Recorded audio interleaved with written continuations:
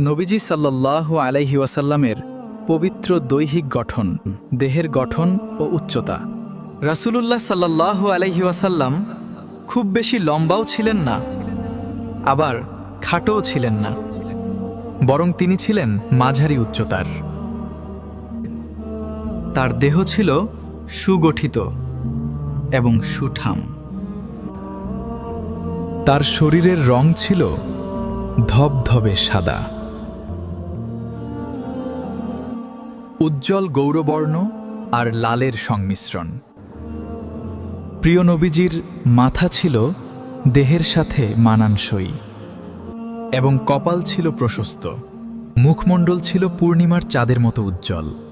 যখন তিনি হাসতেন বা খুশি হতেন, তখন প্রিয় নবীজির চেহারা থেকে যেন নূর বা আলো ঠিকরে পড়ত।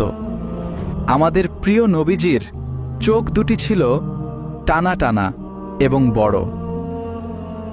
চোখের মণি ছিল কুচকুচে কালো এবং চোখের সাদা অংশ ছিল অত্যন্ত পরিষ্কার।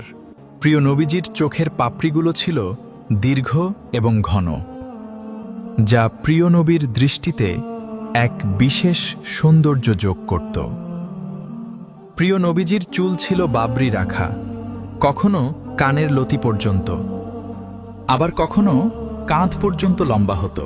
চুলগুলো একদম সোজা ছিল না, আবার খুব বেশি কোঁকড়ানোও ছিল না, বরং হালকা ঢেউ খেলানো ছিল।